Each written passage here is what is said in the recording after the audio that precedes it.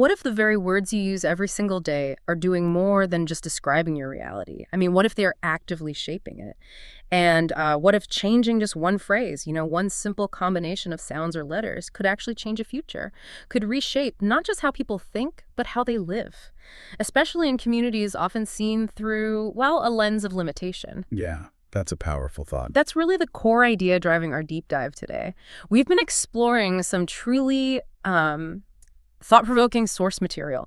It's this document that weaves together the fundamental insights of, a giant of 20th century linguistics, Ferdinand de Saussure, with a modern practical methodology called conscious language. Right. And the most fascinating part, it applies these really powerful concepts directly to empowering communities in rural areas, challenging these deeply ingrained negative narratives. It's a really remarkable intersection, isn't it? You've got this abstract theory meeting ground level application. Yeah. So our mission for this deep dive is to really unpack this connection. We want to understand how language functions, not just as, a bunch of words or grammar rules, but as a fundamental system that structures our perception. Yeah. And crucially, we want to see how intentionally working with that system through conscious linguistic choices can lead to tangible transformation. Yeah. Especially, like you said, in contexts like rural life that are so often burdened by limiting language. Yeah. It's about moving beyond just talking about the world to understanding how our talk actually sort of builds the world we inhabit. Exactly. It's like seeing language as a blueprint, not just, a commentary after the fact. So, okay, let's lay the groundwork. To truly appreciate the power of conscious language and its application here, we really have to start with its theoretical roots. Tell us about Ferdinand de Saussure. Why is his work so essential to this whole idea? Okay, Ferdinand de Saussure. He was a Swiss linguist, incredibly influential, working roughly between the late 1800s and the early 1900s. He lived from 1857 to 1913. He's widely seen as one of the foundational figures of modern linguistics, really shifting the field's focus. His most famous work, The Course in General Linguistics. Well, it was actually compiled and published by his students after his death in 1916, based on his lecture notes. Wow, posthumously. Yeah, but that book completely changed the game. How did it change things? What was the sort of prevailing view of language before Saussure came along? Well, before Saussure, the common sense view, even among scholars, was often that language was primarily a system of names. Names for things that already existed out there in the world. Like there's a tree, so we call it tree. Exactly. You had objects or concepts, a tree, happiness, redness, and language just provided the labels. The word was thought to correspond pretty directly to the reality it described. Language was basically a mirror reflecting reality. And Saussure saw it differently. Fundamentally differently. Saussure proposed this truly radical idea that language isn't just a passive tool for labeling a pre-existing reality, but an active force that structures how we perceive, categorize, and make sense of that reality.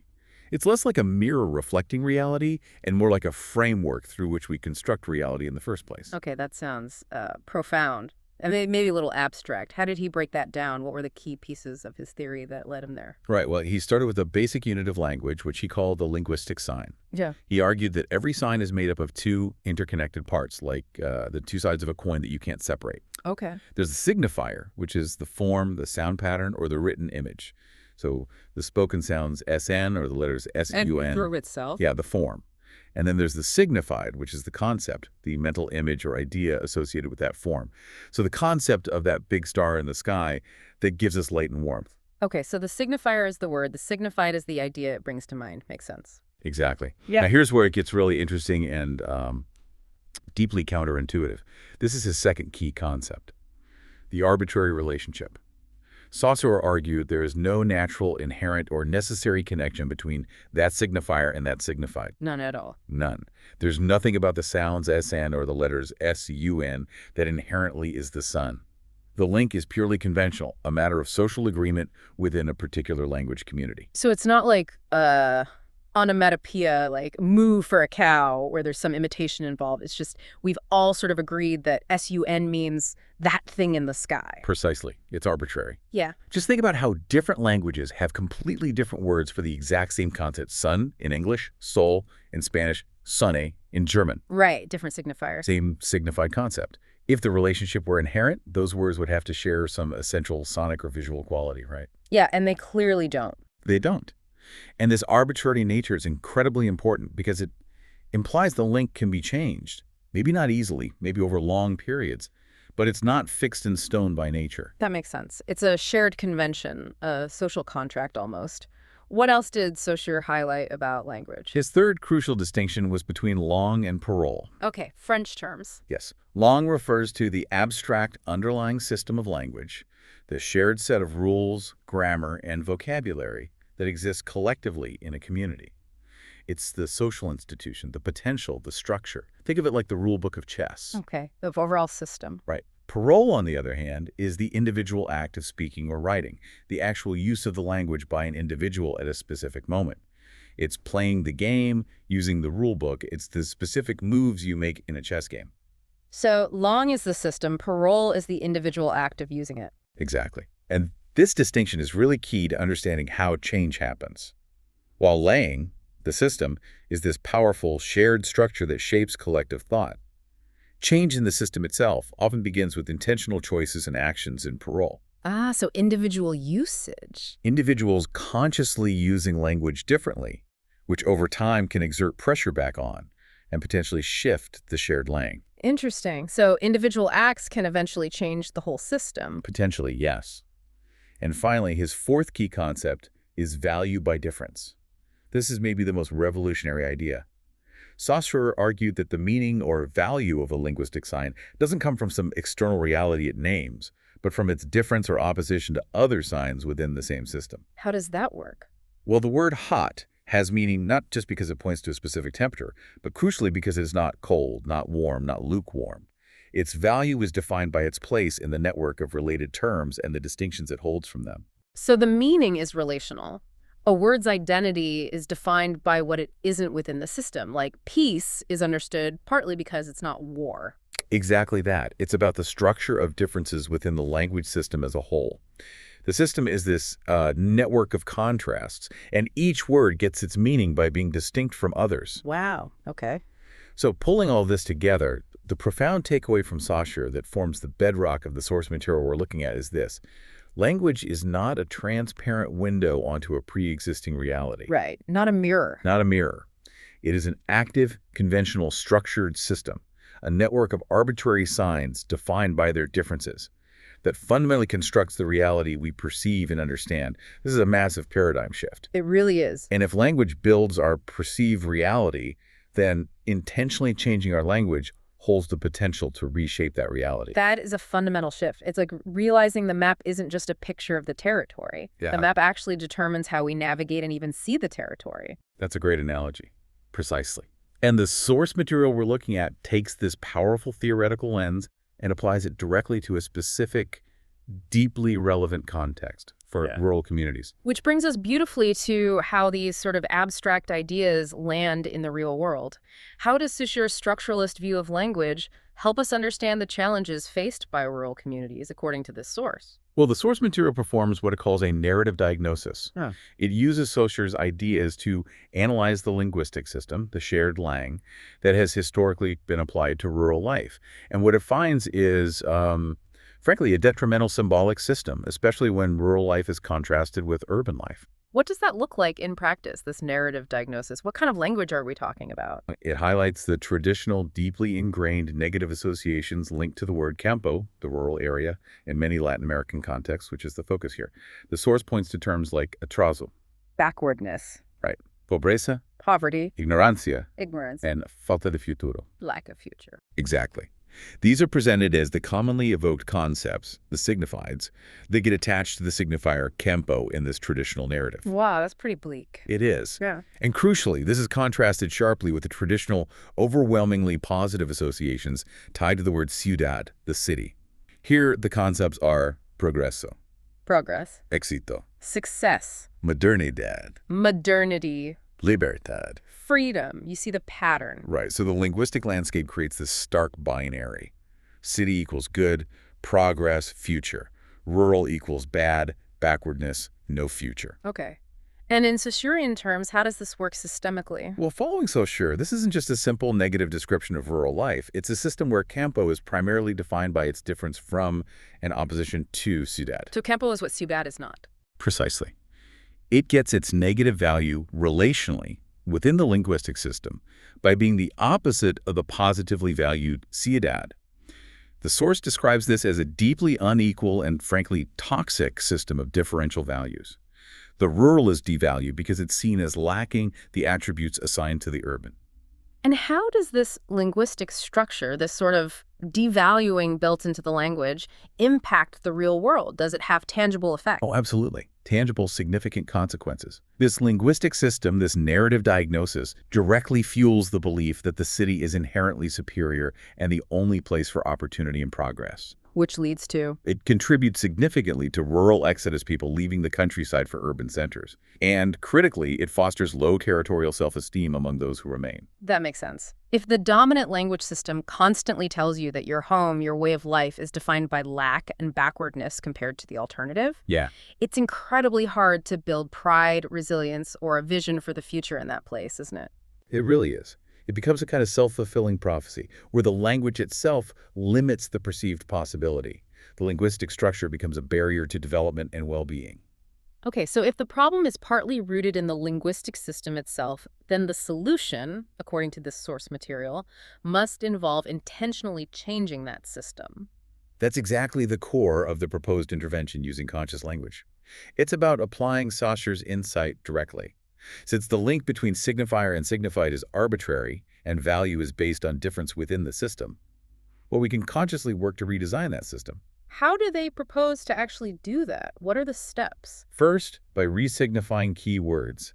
This means intentionally changing the concept, the signified, associated with the signifier campo. Yeah. And it's not just putting a slightly nicer label on the same old idea.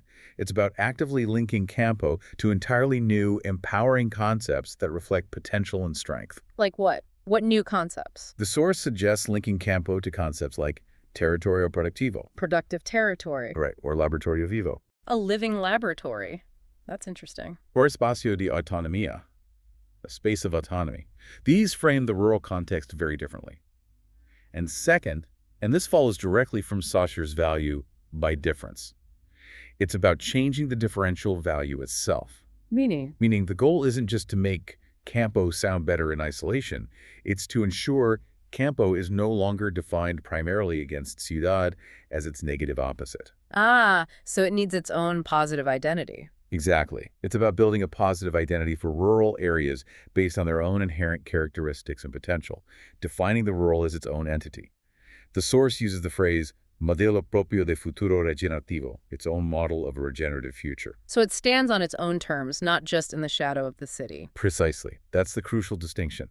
It's not just a PR campaign for the countryside. It's attempting to shift the fundamental relational meaning of the word campo within the language system itself. And that's powerful because Because if Saussure is right, and language constructs our reality, then actively and intentionally changing the linguistic structure around rural life has the potential to literally change how rural inhabitants perceive their own reality, how they see their home, their community, their individual and collective future possibilities. It's a deliberate attempt to use language to build a new, more empowering reality. leveraging the power of the linguistic system for intentional social and cognitive transformation. Exactly. It's applied structuralism for social change, you could say. Okay, that brings us to the methodology itself. We've got the Saussurean foundation. We see the application to rural contexts. But what is conscious language as a practice? How does it work day to day? Is it just like positive affirmations, repeating my rural area is productive 100 times? No. Definitely not. And the source is very clear on this. It's not just simple magic self-help or, wishful thinking. Conscious language, in this context, is presented as a structured methodology. It's grounded in multiple disciplines. Linguistics, obviously drawing heavily on Saussure, but also psychology, neuroeducation, understanding how the brain learns, and critical education, which is about empowering individuals to question and transform their own reality. So it's a deliberate, systematic approach to language use. Its core thesis is really compelling. Speaking with precision generates intelligence. Wow. Okay. The idea is that language doesn't merely express thought, it actively structures and shapes thought itself. The way you construct a sentence, the words you choose, the relationships you imply, these aren't just, stylistic choices. They are the building blocks for your cognitive processes. Speaking with precision generates intelligence. That sounds like a really big claim. What's the scientific basis behind that beyond the Saussurean idea that language structures perception? Well, the source points to several layers of scientific support. Firstly, there's the Saussurean hypothesis itself, which we've discussed. Yeah. If the link between signifier and signified is arbitrary, and value is based on difference, then we have the capacity to consciously redesign those conventions. We can choose to activate more useful, more complex, or more ethical concepts. We can link campo with laboratory instead of backwardness, because that link isn't fixed by nature. Okay, that's the linguistic angle. Right. Secondly, there's a cognitive hypothesis, sometimes called linguistic computational. This suggests that engaging with precise language, particularly language that involves more complex logical or structural relationships, actually provides a kind of workout for the brain. Like mental gymnastics. Sort of, yeah. The source mentioned studies, including research from places like the Max Planck Center, looking at languages that seem to require more complex processing. Now, it's not saying that, say, learning German grammar automatically makes you smarter just because it's complex, but it suggests that the process of using and understanding complex syntax, how ideas are nested, how cases relate, that sort of thing, can reinforce specific neural networks. Networks related to things like working memory, sequential processing, and logical thinking. So it's the mental effort required by precise, structured language that builds cognitive capacity. It's the processing itself. Exactly. It's about training the brain through the deliberate use of language. And this connects to broader research in psychology and education. Think about Lev Vygotsky, who emphasized the social and linguistic roots of cognitive development, or findings like the Flynn effect, which noted these significant gains in intelligence test scores over generations. One potential factor there is increased exposure to more abstract and complex ways of thinking and communicating in modern life. So conscious language is trying to actively stimulate that kind of cognitive growth. That's the argument, that consciously applying complex linguistic structures can stimulate similar cognitive growth at an individual or community level. So what does this precision look like in practice then? How do you speak with precision using conscious language? Can you give some examples? Sure. The source highlights several key aspects and techniques. One fundamental is precision semantics. This is basically about avoiding ambiguity and using words that are exact and specific. Instead of being vague. Right. So instead of a vague statement like, La manzana está rica, the apple is tasty, which could mean anything. The fruit is good, the apple-flavored soda is sweet, maybe metaphorically the apple of my eye is wonderful. Yeah, could mean a lot of things. Precision forces clarity. You'd specify. La manzana variedad Granny Smith que compré en la feria local está ácida pero crujiente. The Granny Smith apple variety I bought at the local market is acidic but crunchy. Okay, very specific. Or, la gaseosa sabor manzana que probé es muy dulce. The apple-flavored soda I tasted is very sweet. The difference is really stark. It forces you to define the object, its attributes, its context. It does. And the source explains that practicing this trains essential critical thinking skills. The ability to define clearly, to contextualize information, to compare attributes, and to evaluate specifics. You're not just talking, you're building a more structured internal representation of reality. Another technique is using what the source calls annotated structures. Annotated, like nested. Exactly, like Russian nesting dolls for ideas. It means embedding clauses or phrases within others to build complexity and show relationships. A simple sentence is linear. El maíz crece. The corn grows. An annotated structure adds layers. El maíz que sembramos en la parcela de arriba, el que recibió más sol, está creciendo más rápido que el maíz de la parcela de abajo. The corn that we planted in the upper plot, the one that got more sun, is growing faster than the corn in the lower plot. Okay, I see how that builds complexity. You're specifying which corn, adding a variable, the sun exposure, and making a comparison. It's much richer. Exactly. And practicing this kind of structure trains the brain in hierarchical and sequential thinking, understanding how ideas fit together in a nested way. And it significantly enhances working memory, which is crucial for holding and manipulating multiple pieces of information to solve problems. And applied to rural contexts? Right. So instead of just saying la cosecha fue mala, the harvest was bad, a more precise annotated statement might be something like la cosecha de café que dependía de las lluvias de mayo fue un 40% menor que el año pasado debido a la sequía inesperada. The coffee harvest, which depended on the May rains, was 40% lower than last year due to the unexpected drought. That example is really powerful because it moves from a simple judgment, bad, to an analysis of factors, dependencies, quantifiable outcomes. It shifts from just description to actual analysis. And a final, very practical benefit highlighted is conflict reduction. Oh, so. Well, think about it. A lot of misunderstanding and conflict arises from linguistic imprecision. Sure, you always do that. What do you mean always? Exactly. When people learn to speak with greater clarity and specificity, they reduce the potential for misinterpretation. This leads to better communication, more productive dialogue, and it fosters active listening because everyone is clearer about what is actually being said. So precision isn't just for sounding smart. It's a tool for better thinking, clearer communication, and even healthier relationships. The source actually lists 7 specific forms or practices within conscious language. Can you give us a flavor of a few more of those? They sound really practical. Absolutely. The source outlines 7 distinct yet overlapping forms, each cultivating specific cognitive or communicative abilities.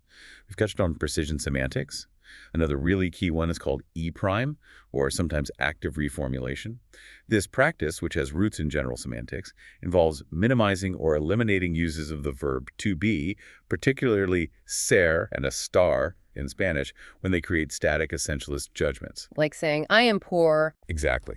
Soy pobre can feel like an absolute, unchanging identity.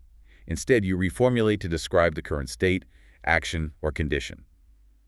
En ese momento no tengo ingresos suficientes. At this moment, I don't have sufficient income. Or, mi economía requiere mejoras. My economy requires improvements. So it focuses on the situation, not a fixed identity. Precisely. It encourages relational thinking, focuses on process and change, Yeah. and avoids trapping oneself or others in these fixed linguistic boxes. Okay, what else? Then there's meta-language, or critical thinking language. This is basically the practice of talking about language itself. Thinking about thinking, but for words. Kind of, yeah. Questioning its assumptions, its implications, its potential biases. Asking questions like, what does that word really imply? Or is there a hidden belief loaded into this phrase? Or how else could we describe this situation? So it makes you more aware of the language you're using. Exactly. It sharpens metacognition, thinking about how you were thinking and using language, and increases awareness of the subtle ways language shapes perception. Another form is visual spatial language. This involves translating ideas and relationships from linear language into visual forms. Think diagrams, flowcharts, mind maps, maybe even physical models. Like drawing out a problem. Yeah, representing complex problems or systems visually. Problem causes, effect solutions, that sort of thing can enhance working memory, promote multidimensional thinking, and it's particularly effective for different learning styles, which is really crucial in diverse communities. It allows people to see the structure of an idea or a problem, not just hear it described sequentially. That seems very useful, especially in a practical community setting. Very much so. Then we have scientific structured language.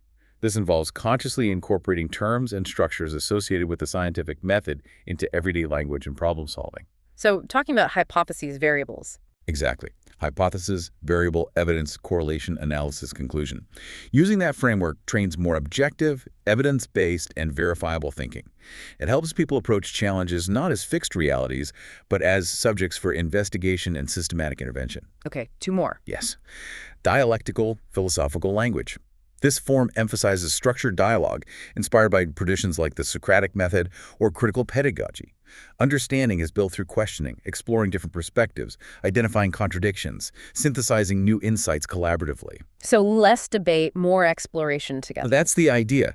It fosters critical, ethical, and structured group thought, which is essential for a community-level transformation where you have to integrate diverse viewpoints. And finally, narrative evolutionary language. This is about consciously reshaping personal and collective stories. Changing the narrative we tell ourselves. Exactly. Instead of repeating narratives of victimhood, limitation, or historical disadvantage, this practice involves identifying those limiting elements and intentionally reconstructing the story. The focus shifts to resilience, learning from challenges, defining a clear purpose, and highlighting the potential for growth and transformation. It's about building narratives that empower self-esteem, agency, and a forward-looking vision. Wow, that suite of tools goes way, way beyond just vocabulary or grammar.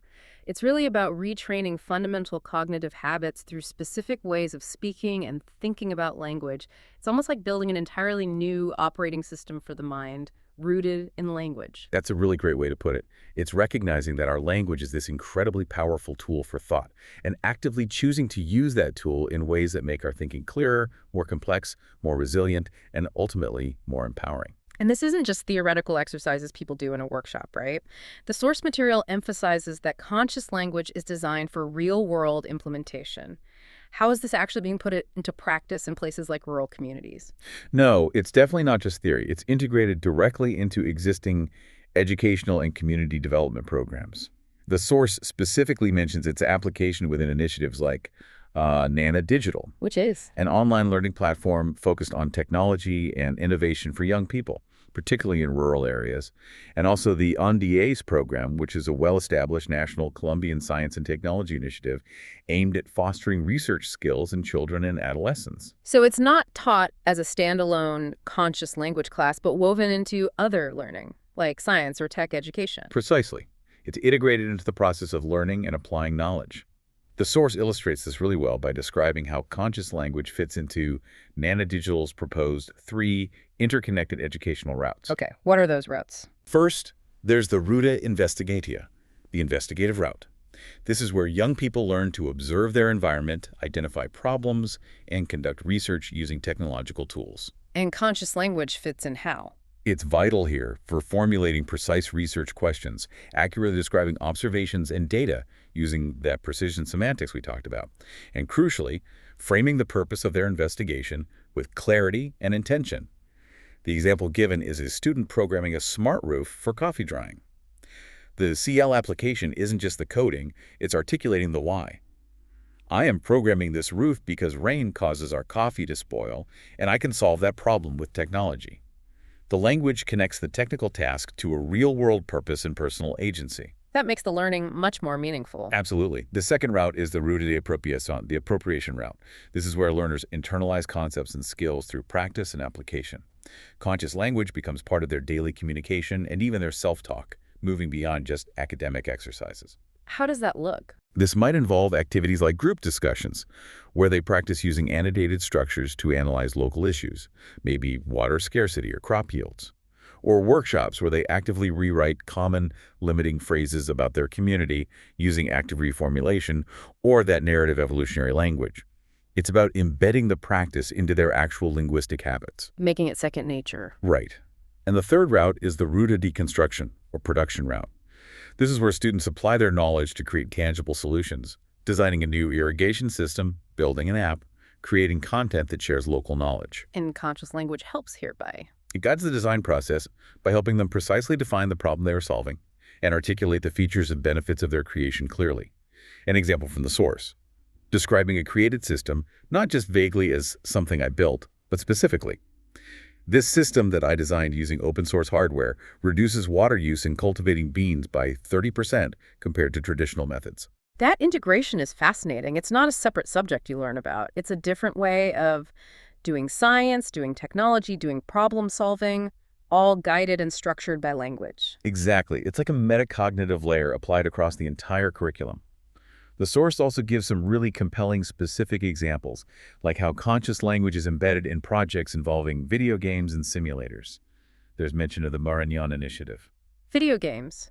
How do you integrate something as, well, seemingly abstract as conscious language into a video game? It's done quite cleverly and organically, it seems. The games are often simulations of rural activities, like farming or managing natural resources. So they teach technical vocabulary. Naturally, within the gameplay, you learn terms like siembra and almácigo, seed bed planting, by actually doing it in the simulation, and the game's interface uses these terms correctly and consistently. Okay, so vocabulary learning. Yeah, but it goes beyond just vocabulary.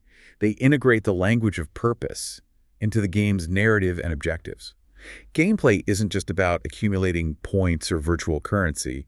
It's framed in terms of contributing to the community or solving a local problem. Ah, I see.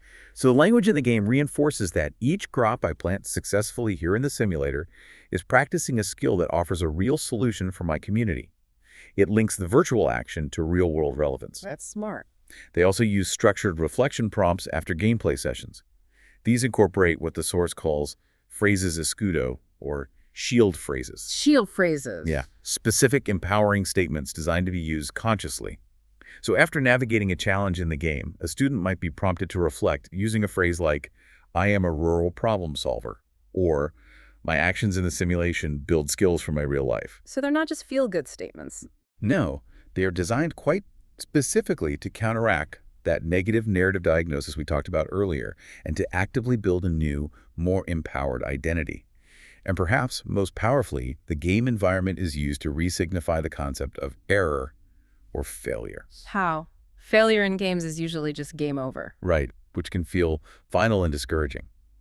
In these simulations, when something goes wrong, a crop fails, a system malfunctions, the language used in the game provides completely different framework.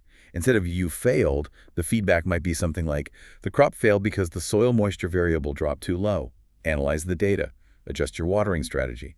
This outcome brings you closer to understanding a successful solution. That's brilliant. It completely reframes failure. It turns it from a personal defeat into just an objective data point in a process of scientific inquiry.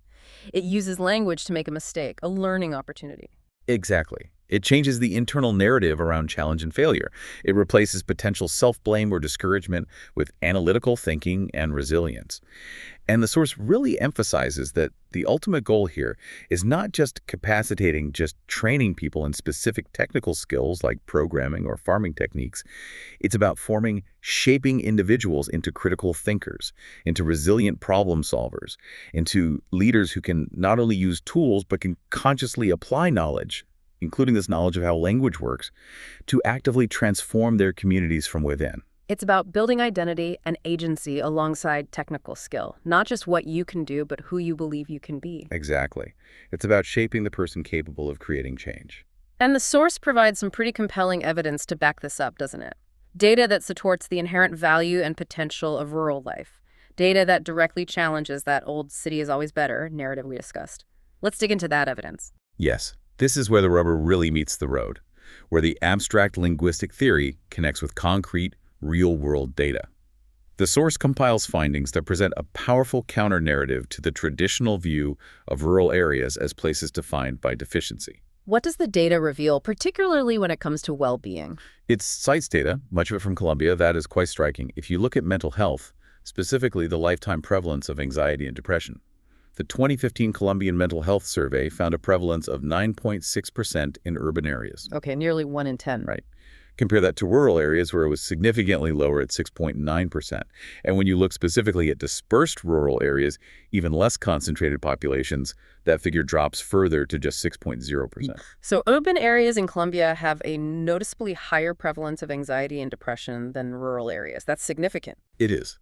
Living in dispersed rural areas in Colombia is associated with a roughly 37% lower lifetime prevalence of these common psychological disorders compared to urban areas. And the source then demonstrates how conscious language can be used to articulate this powerful finding, to make it part of the narrative. Living in the country is associated with a 29% lower risk of severe psychological episodes. The field protects our mental health. They use 29% comparing urban to all rural, but the point is clear: there's a protective effect. So arming people with the facts and the language to state those facts confidently. Precisely. And this isn't unique to Colombia.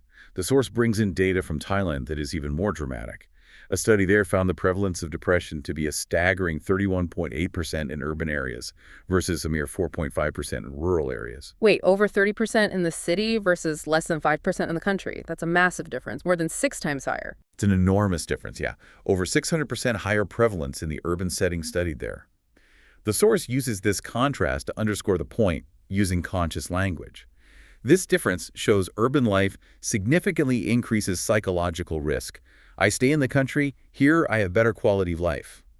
It's about giving people the data and the language to articulate the advantages of their environment. That evidence alone is a powerful counter-narrative. What about other aspects of well-being, like stress? Is there data on that? Yes, the source mentions a study from Germany that used fMRI, brain imaging. It found that urban dwellers showed higher and more sustained activation in brain regions associated with stress processing compared to rural dwellers when exposed to stressors, So their brains reacted more strongly to stress. and stayed activated longer, suggesting the urban environment itself might be inherently more stressful at a neurological level for many people. The conscious language interpretation offered in the source is, living in the city activates permanent anxiety circuits. The field regulates our emotions better. So the very environment, the physical and social context, seems to be reflected right down to our neural stress responses. That's what the study implies, yes. Another key area highlighted is loneliness.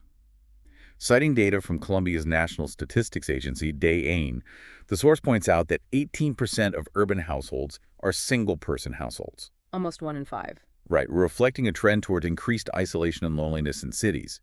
This stands in contrast to the often stronger, more interconnected community structures you find in many rural areas, where multi-generational or extended family households are more common, offering a kind of built-in social support network. Yeah, that makes sense. The conscious language framing used is, while 18% in the city live alone, in the country we are community households, here loneliness is rare. It emphasizes that communal strength as a protective factor. Shifting the focus from individual dwellings to community structure. Exactly. And there's a particularly interesting, almost counterintuitive finding mentioned from studies in rural Colombia. Even in rural areas where housing conditions might be objectively less equipped or materially poorer than urban counterparts, studies still show lower levels of mental health problems. Really? Even with less material wealth? Yes, which strongly suggests that the protective factors in rural areas are not primarily about material wealth or infrastructure. They seem to be more about social capital, the strong community ties, the mutual support networks, and potentially the lifestyle connected to the natural environment. That's a crucial point. It is. The source translates this into conscious language. Here, even with simple homes, we have 12 points less mental disorders than the city. That speaks of our community resilience. It reframes what constitutes wealth or advantage to include social and emotional well-being, not just economics. That is a truly compelling insight. It shows that focusing solely on economic indicators or material conditions really misses critical aspects of human well-being, aspects where rural areas often seem to have a distinct advantage. Absolutely. And the synthesis of this data with conscious language is where the power lies. These aren't just abstract statistics for researchers anymore. They become real, lived benefits of rural existence that have been obscured or devalued by the dominant negative narrative. Conscious language provides the tools, the specific words, the structures for rural communities to recognize, articulate, and claim these advantages. It allows them to say, based on solid evidence, vivir en el campo no es atraso. Es bienestar mental, resiliencia comunitaria y fortaleza emocional. Living in the country is not backwardness. It is mental well-being, community resilience, and emotional strength. It gives language and dignity back to a reality that the old negative narrative had stripped away. It's about reclaiming the story using data and intentional language. Powerful stuff. Precisely. It shifts to the differential value based on evidence and lived experience, not just old assumptions. This approach sounds incredibly promising and potentially really impactful. But, anytime you talk about something that seeks to change how people think and communicate so fundamentally, there have got to be potential challenges, maybe even risks. What does the source material identify as potential downsides or dangers if conscious language isn't implemented carefully? That's a really important question, and the source is quite thoughtful about this. It explicitly lists potential risks, acknowledging that language, like any powerful tool, can definitely be misused or misunderstood. Right. One primary risk is misinterpretation, that people might see conscious language as a kind of, magical self-help or just positive thinking. Like just say the right words and problems disappear. Exactly. Believing that just saying, my farm is productive will make the crops grow, without requiring any actual action, hard work, or systemic change. It needs to be linked to action and analysis. Sure. What else? Another risk is cultural resistance. If conscious language is introduced without deep respect for existing community language patterns and cultural norms, it could easily be perceived as an external imposition, some foreign model being pushed on them, or even a form of indoctrination designed to make people think a certain way. Sensitivity is absolutely crucial. There's also the risk of generating new forms of semantic ambiguity if the training in precision isn't thorough enough, or if the specific meanings of key terms aren't collectively agreed upon and adapted to the local context. You could end up with people using the right words but meaning different things. Yeah, that could cause confusion. And a subtle but important risk is that a rigid focus on correct or precise language could inadvertently reinforce the fear of error. If people feel judged or criticized for using imprecise language, they might just shut down and participate less, which totally defeats the purpose of empowerment. Creating anxiety instead of confidence. Right. The methodology might also clash with existing power structures, particularly authoritarian leadership styles that might be common in some hierarchical settings. Because conscious language inherently promotes dialogue, questioning, critical thinking, and a shared construction of meaning. Which can challenge top-down authority? It definitely can. And finally, like any tool for communication and influence, there's always the risk of it being deliberately wielded, unethically used to manipulate, polarize, or divide communities if it's implemented without a strong ethical framework and proper safeguards. Those are significant concerns. They really highlight the need for extremely careful implementation. What safeguards does the source propose to try and mitigate these risks and ensure it's applied responsibly? The source suggests several structural protections that should be built into the implementation process. These include things like mandatory, thorough initial ethical and practical training for anyone facilitating conscious language sessions. They need to understand the philosophy, the techniques, the potential pitfalls, and crucially, how to foster a safe, collaborative learning environment. Another key safeguard is the collaborative creation of official glossaries. These would define key conscious language terms, but critically, their meanings would be adapted and agreed upon in dialogue with the local community. This ensures the language resonates culturally and avoids imposing external definitions. So co-creating the language tools. Exactly. They also propose developing a manual or guide explicitly outlining what conscious language is not, to proactively address and counter those common misinterpretations we talked about, like it being magic thinking or indoctrination. To counter the fear of error, the source suggests pedagogical approaches that involve simulating common linguistic errors and providing clear, supportive guidance on how to identify and reformulate them as just a normal part of the learning process, not something to be ashamed of. Making mistakes okay. Making mistakes part of learning, yes. Yeah. And finally, monitoring the semantic impact through baseline assessments and follow-up evaluations is crucial. You need to see if the program is actually achieving its intended positive effect on perception, thought patterns, and communication within the community, and be ready to make adjustments if needed. So it's not just about disseminating a technique, it's about building a careful, ethically aware ecosystem around the methodology to ensure it's genuinely empowering and not misused or backfiring. Exactly. It recognizes that harnessing the power of language requires significant responsibility and conscious design in the implementation itself. This has been a truly remarkable deep dive.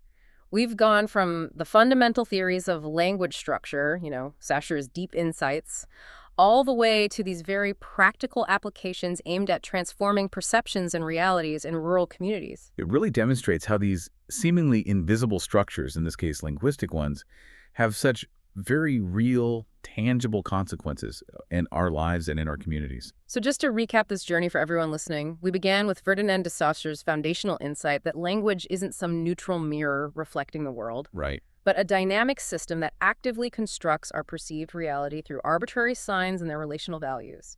And we saw how that structuralist perspective helps illuminate the damaging narrative diagnosis that has historically devalued rural life, often defining it negatively in opposition to an idealized urban image, and how that leads to real-world consequences like low self-esteem and rural exodus. Then we explored conscious language as a deliberate methodology, grounded in linguistics, cognitive science, neuroeducation, designed to work with that linguistic system. Using tools like provision, specific structures like annotated sentences, and intentional reframing. To build clearer thinking, strengthen individual and collective identity, foster resilience, and enhance problem-solving capacity. And we looked at some really compelling, data-driven evidence, those statistics on mental health, stress, loneliness, that directly challenges the dominant narrative. It shows concrete, quantifiable advantages of rural living that conscious language helps communities recognize, articulate, and ultimately celebrate, effectively reclaiming their own narrative. Absolutely. So ultimately, the core message from this source material feels profound. Conscious language is not some superficial tool just for changing how things sound.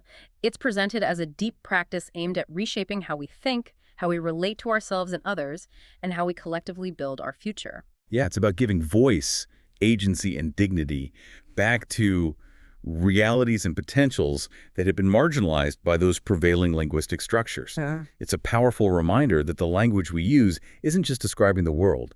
It's actively participating in its creation moment by moment. So what does this all mean for you listening right now? Here's maybe a final thought to carry forward from this deep dive. Take a moment, perhaps later today or tomorrow, to reflect on the words you used today. Were they precise? Did they build clarity? Or did they maybe contribute to ambiguity? Were they empowering, either for yourself and your own internal thoughts, or for the people you interacted with? How much of your own perceived reality, or the reality you describe to others, is shaped by the linguistic structures you inhabit, perhaps unconsciously, and the differential values embedded in the words you choose every day? And maybe ask yourself, what specific word or phrase could you choose differently tomorrow, maybe even just a single one, to begin shaping a slightly more conscious, more precise, or perhaps more empowering reality for yourself or for those around you?